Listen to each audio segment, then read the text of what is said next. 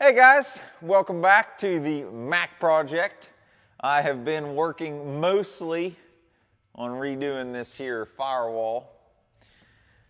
I don't know if you remember, but I could show some clips. There were fuses jumped across here with some wires I wasn't real fond of. These are already coming from fuses behind the dash, so I didn't feel that was very necessary. I showed some of redoing these harnesses from the round Deutsch connector here back up. It's basically done. I didn't shrink the heat shrink I put on here, but some of these wires were rubbed bare. So I pulled all the pins out of the existing plug, crimped new sockets on, stuck them back in there, and got that all ready to rock and roll. Ran that up here. All our grounds are coming to this bolt. These are all just constant power, which is coming from here, going through some magical antique wiring under the dash, coming back out. It's fused. This guy is the keyed wire. I believe it's this wire is what it was hooked to and should be keyed, but there's something going on where it's pulling power through the amp meter and it's only getting 3 volts.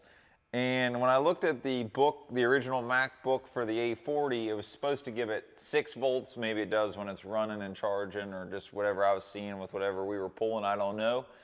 But I'm gonna try to see, tonight my goal is to try to figure out what is the resistance that's dropping our 12 volts to 3 to 6 volts, and see how we can bypass that and just get that to be a keyed 12 volt, even if we gotta run directly from the key switch to there.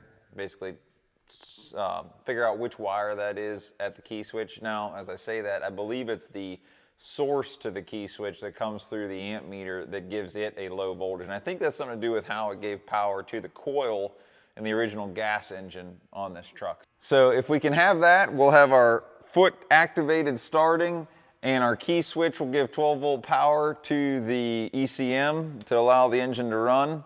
So that would be a little bit fancier than what we did have of standing here with our push button starter and our alligator clip on the key switch wire. So stay tuned, see what we can figure out. All right, so let's start investigating what we have to deal with for our wires. This might be a little bit interesting. I see the previous owners installed a new key switch. And we're gonna have to track that back. Maybe see how many voltages we have there on the hot wire and see if I can track back where the hot wire goes to. Because maybe that just needs moved over here to the fuse panel.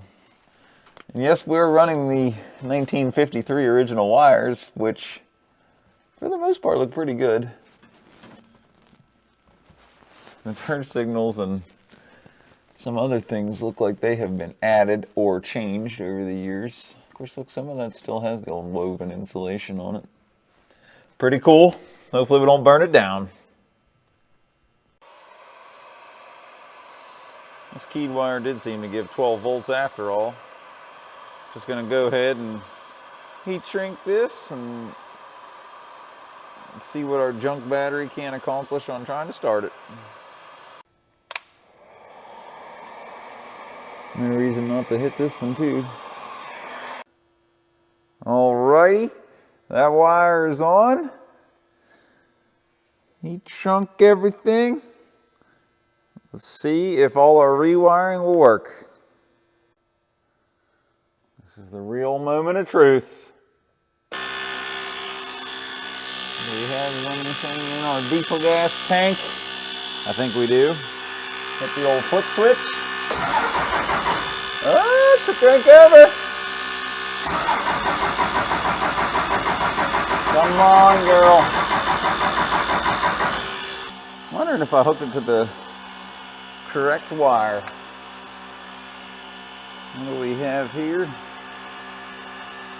There's this on a decent grounding. We got 12 volts there. We got 12 volts there.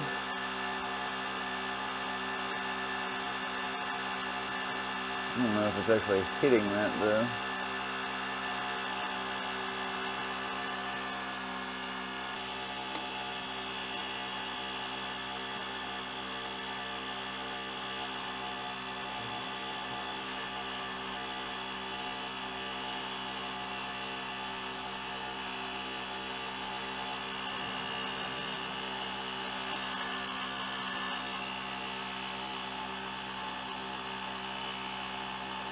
Forget which ones it were.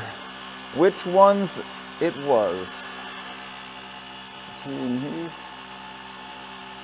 got 12 volts there, so that means the relay is working. And everything is getting power to there. It's trying to let it start. As long as that fuel pump's going.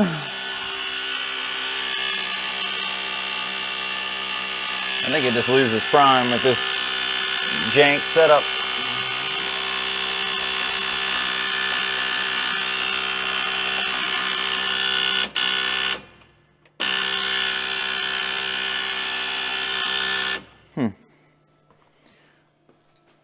Why nothing? All right, let's see if that does anything. Contact! You know what helps is hitting the right button, not the high beam switch. We now have us some in-seat start, which is a pretty cool feature to have.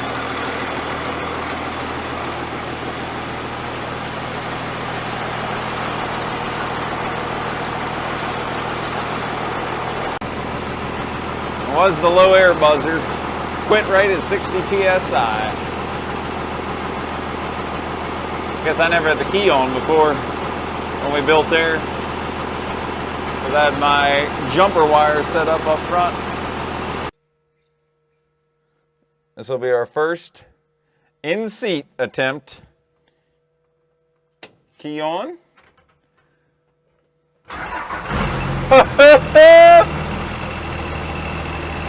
Progress. The old Cummins really shakes this steel dash.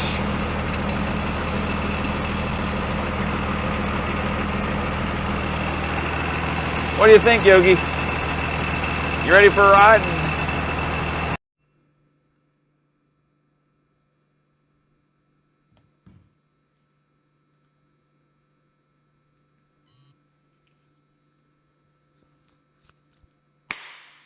Gonna show an in-seat start video. Alrighty. Let's see what she's got.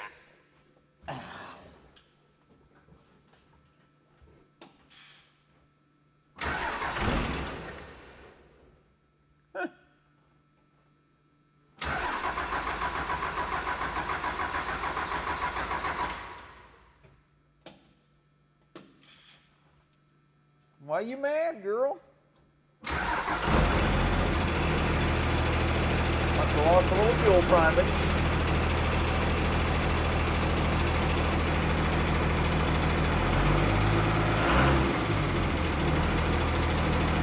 Boy, does this poor thing rattle.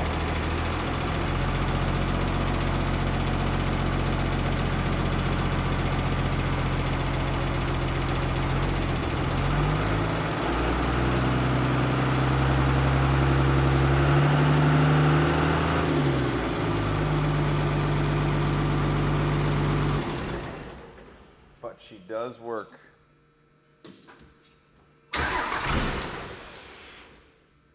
What's up with that?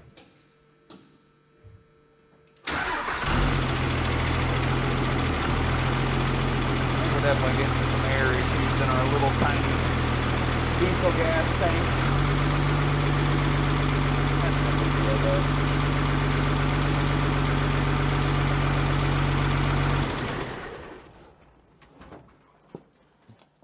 What do you think, Yogle?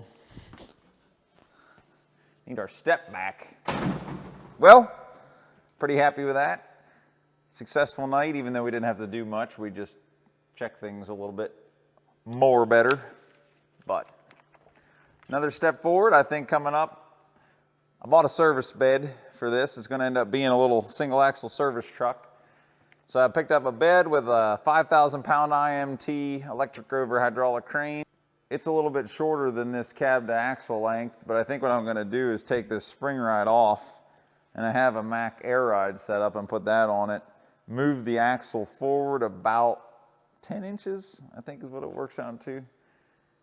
The service bed was on a C60 Chevy, which was a pretty similar sized truck. It had 920 tires, measured roughly the same OD as these 1020s. When I could tell, they're both about 40 inches on the outside. Move that axle up. I'm also going to swap the axle for one with a higher ratio. I got a couple leads on axles in New York. Maybe I'll get one to ride to McCungy, because we can obviously do all our mocking up and everything over the next couple months with the axle we have. But move that. We don't even have a drive shaft right now, so that doesn't matter much. Get it moved forward and ready for that bed, and the bed's going to need some work as well. But she's getting there. So this is really my first time being underneath here checking things out. One thing I noticed that definitely helps the cause is that normally Macks have their rear engine mount on the transmission bell housing, not on the engine bell housing like this is. This is how like Peterbilt, Kenworth, all those guys did it like this on big trucks, but Mack had to be different. Put the engine mounts on the transmission, which I think is probably better. It kind of lengthens your spread out, but it makes doing a clutch drop that much harder, in that you have to then support the engine when you pull the transmission out. Not the end of the world, but another step. This thing making our life easier because they did do their mounts off of the engine bell. So all we're going to do is have to pull all these after getting the auxiliary. This is the shifter. That's the dipstick too. And there is a... And on this side, we have a filter. And I don't think anything goes anywhere. I think it's just a loop. Yeah. Probably should have gone to a cooler, but it's not. So that makes life easier. This is an AT545 Allison transmission. They were very common in medium duty truck and school bus, that type application. Behind either like an 8.3 Cummins or the 5.9 variety here. That's kind of the life they lived, and I don't think they were a bad transmission, but they don't like any additional horsepower. And we're not going to want to run this thing without additional horsepower, so I think the 2-stick Mack transmission will suit this old truck a lot better anyway. Just make it something cooler. Let's get started tearing her out. Let's see if this works. I don't know if this little crescent, I might need a little more bigger one. Oh, just kidding, I got it. Just enough horsepower. Now, I think there's no transmission fluid. I pulled the dipstick and I didn't see any, but we're gonna find out.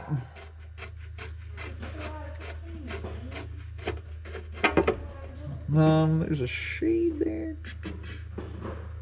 Okay. Golden.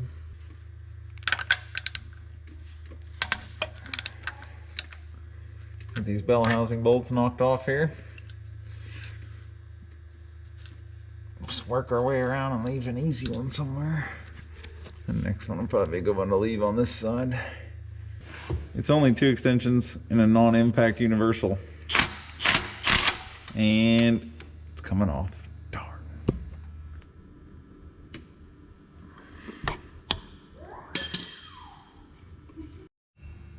Thinking maybe a steam Jenny is going to be in order. You can't say they didn't grease that tie rod end. I think the time has come to delete this premium shifter tower and floorboard. I don't even know. Oh yeah, that'll be really easy to delete. I think there's a couple tabs here, but they might just be holding up on this floorboard from that floorboard. I think I'm going to take the shifter cable off, try to make life easier. Get that out of our way and we can get right on top for those other couple bolts. Bolts out.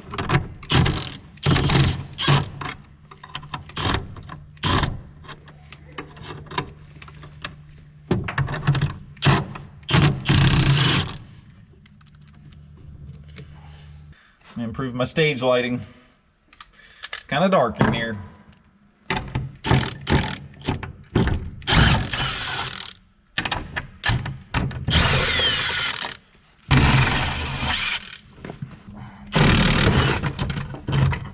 Nothing to it. I think one of those little T-nut thingies was popped out. I can see from the bottom. Diagnostic lights from the engine. I'll know there's an issue when it quits running. What more than that do you need? That's why you have gauges.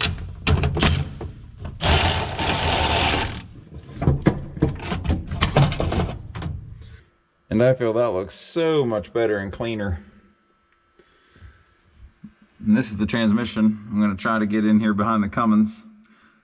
As you can see, it's a 5-speed on the left stick, and the right stick gives you a direct and underdrive. So you can use that basically like a splitter. Let's see if I can get the floorboards peeled up.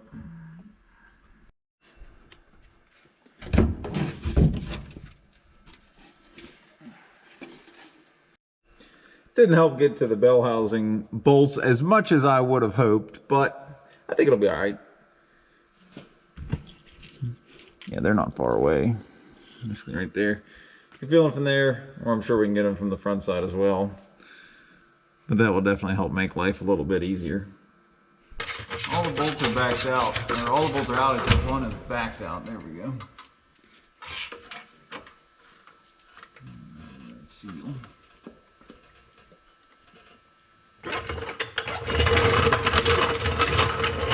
Should hold it.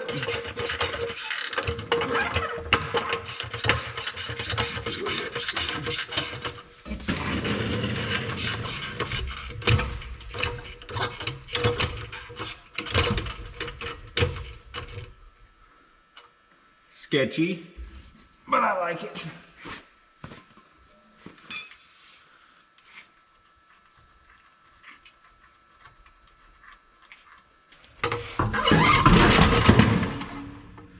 It's out. Oh, I hope I didn't cover that up.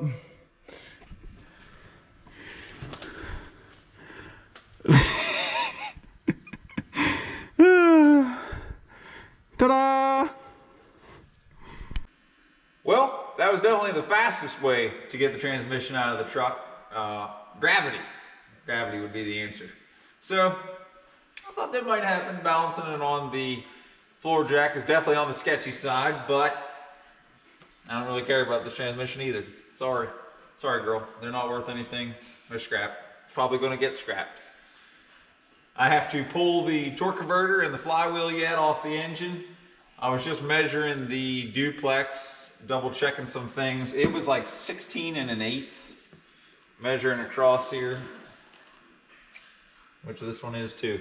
So I think that's SAE 2, but I will have to check into that to be sure, but they're the same either way. So that bell housing that's on here will work. Gonna have to get a 14-inch clutch, a flywheel for a 14-inch clutch, and the pilot on the Mack duplex is 1 inch, so I need to check that as well. Make sure that'll work with our pilot bearing. Nothing else will machine a bushing for all the more this truck's gonna run if we can't find the right bearing set up. But let's go ahead and get to pulling this torque converter and flywheel.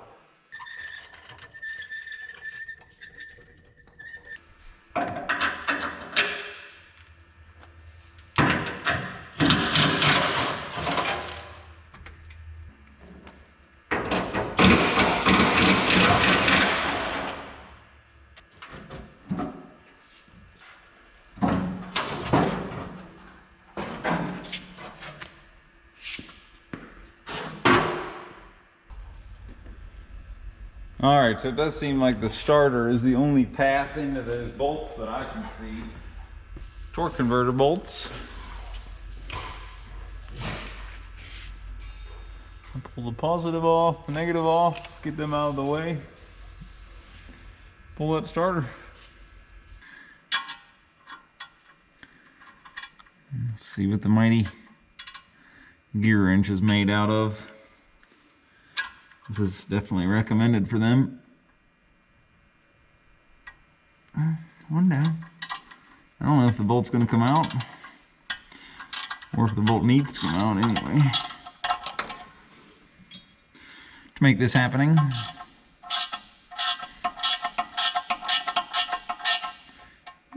uh-oh.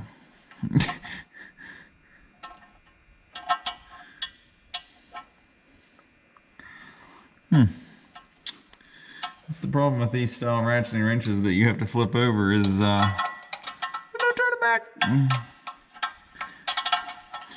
Crap.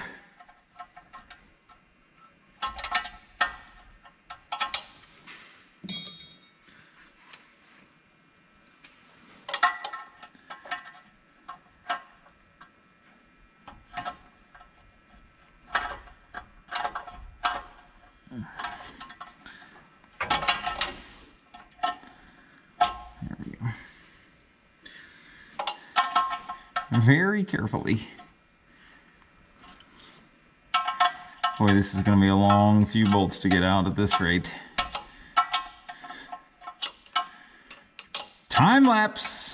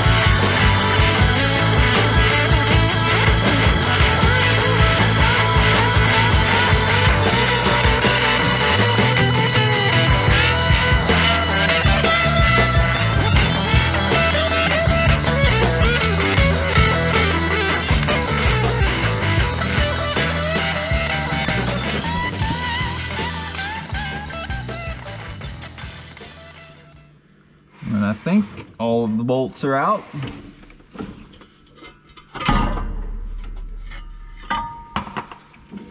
That's all there is to it. Let's not be a dingus and keep it flipped this way.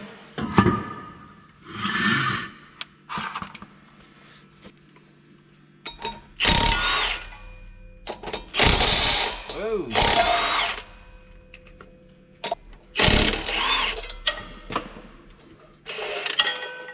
Look out, Yogle.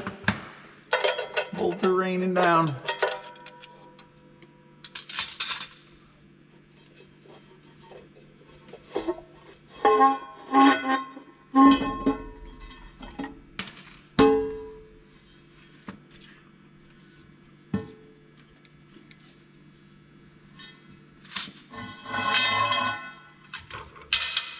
That's how these cranks look. It looks like it could take a pilot bearing. It's all part of the crankshaft. Interesting. This is that cover I think is made for those bolts. Like I said, the steering box is up there, made it super hard to get to. It worked going through the starter if you have to go that route. Well guys, I think I'm going to chop the video here. Next, I'm going to get that duplex transmission out, work on getting it all hooked up.